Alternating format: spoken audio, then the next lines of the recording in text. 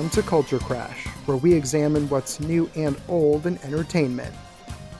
Michael Jordan has been dominating conversations and debates for decades, but that noise has grown a little louder over the past several weeks as ESPN has been airing The Last Dance, a 10-part documentary about MJ's final season on the Chicago Bulls and the path the team took to becoming the 6-time world champion dynasty that it became.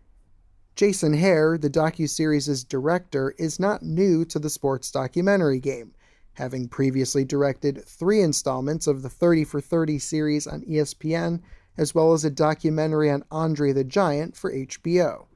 Hare and his team opted to tell the entire story of the 90s Bulls through the lens of their final season together, which spanned from 1997 to 1998 and ultimately culminated in the team's 6th championship. But they also smartly use extensive flashbacks to give all the necessary context.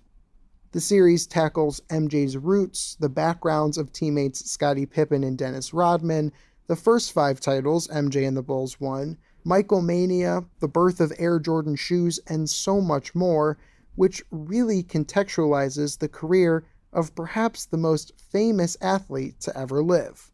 One thing that struck me, a kid who was born in the 90s and grew up in the Chicagoland area, was the idea that Michael Jordan is a person.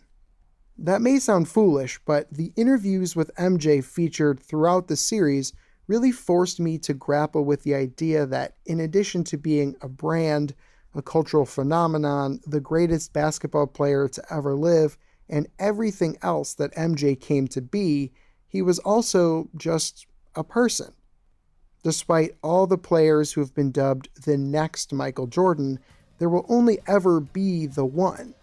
The Last Dance gives audiences the closest look at that man that we've ever gotten. The Last Dance is available to stream on the ESPN app. I'm Evan Rowe.